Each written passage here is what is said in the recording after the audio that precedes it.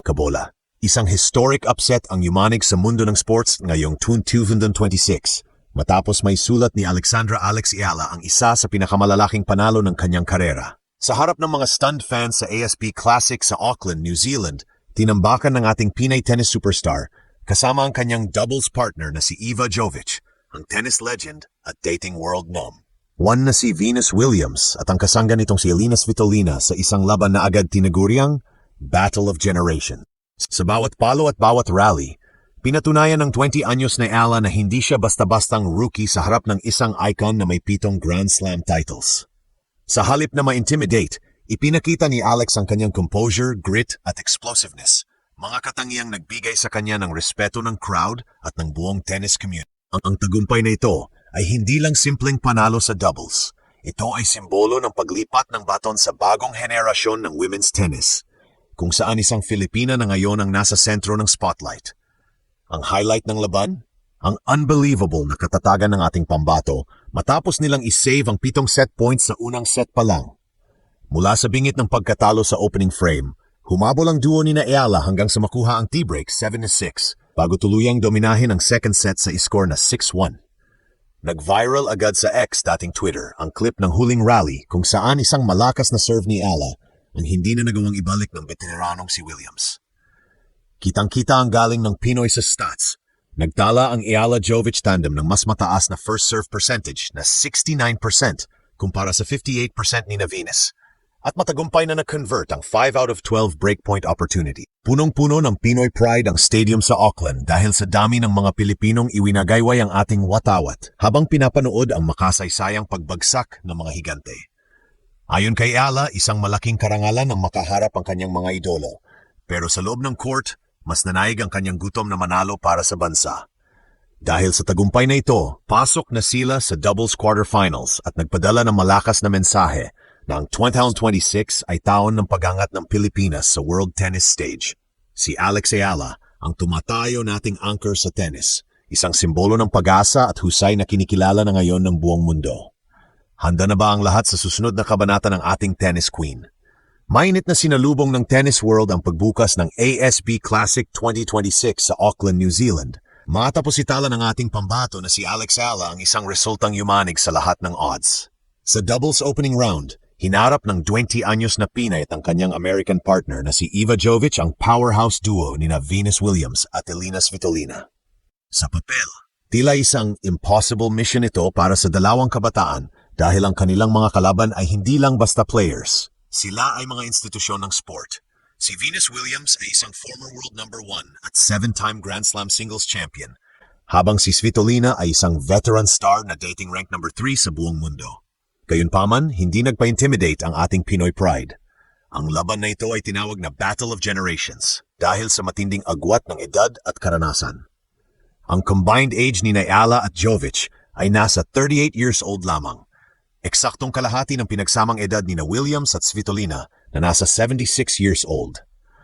Pero sa loob ng court, pinatunayan ni Alex na ang lakas at bilis ng bagong henerasyon ang magdidikta ng daloy ng laban. Sa unang set pa lang, naramdaman na ang tensyon ng magpalitan ng matitinding ground strokes ang magkabilang panig. Ang opisyal na update mula sa tournament organizers ay nagpakita ng isang unbelievable na katatagan mula kay Ayala. Sa gitna ng hiyawan ng mga kababayan nating Pilipino na dumaostos sa stadium, ipinakita ni Alex ang kanyang tactical growth. Hindi siya basta nakipagsabayan sa lakas. Ginamit niya ang kanyang talino sa placement at bilis sa net. Ito ang unang pagkakataon sa 2026 season na nakakita ang mga tennis analyst ng ganitong klaseng calmness under pressure mula sa isang batang player laban sa isang alamat na tulad ni Venus. Ang tagumpay na ito ay nagbibigay ng malakas na momentum para sa kampanya ni Alex Ayala ngayong taon. Matapos ang ilang pagsubok noong nakaraang season, ang pagpapatumbas sa isang former world number 1 sa doubles category ay isang malaking statement. Ito ay hindi lamang tungkol sa scoreline na 7-6-7, 6-1, kundi tungkol sa mensahe na ang Pilipinas ay mayroon ng player na kayang makipagsabayan sa elite level ng world tennis. Ang ASB Classic ay nagsisilbing preparasyon para sa mas malalaking tournaments ngayong taon, at sa ganitong klaseng panimula, tila mas maliwanag pa sa sikat ng araw ang hinaharap ng ating tennis queen. Tulad ng pag-asa natin sa Gilas pagdating sa basketball, si Alex Ayala ang nagsisilbing liwanag natin sa international tennis court. Sa bahaging ito ng ating tournament coverage, kailangan bigyang diin ang kasalukuyang kondisyon at status ni Alex Ala bilang ating lone star sa elite level ng tennis. Ang kanyang chemistry kasama ang 8 anyos na si Iva Jovic ay nagpakita ng isang bagong strategic formula na posibleng maging banta sa double circuit ngayong 2026.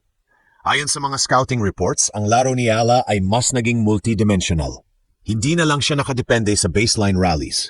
Ang kanyang net aggression at court coverage ay nagpakita ng malaking improvement na siyang naging dahilan kung bakit hindi nakaporma ang tandem ni Williams at Svitolina.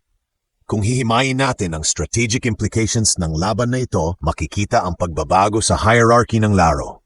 Ang pag-save ni Ala sa 7 set points sa unang set ay hindi lamang swerte. Ito ay resulta ng mental conditioning. Sa tennis, kapag ang isang player ay nakaharap sa set point laban sa isang legend na gaya ni Venus Williams, madaling bumigay ang pressure.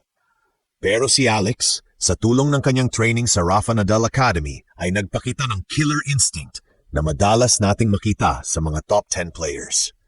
Ang strategic adjustment nila sa second set, kung saan mas naging agresibo sila sa pag-atake sa service ni Venus, ang tuluyang bumasag sa moral ng mga veterans. Dito rin papasok ang usaping player availability at ang trajectory ni Alex para sa singles draw.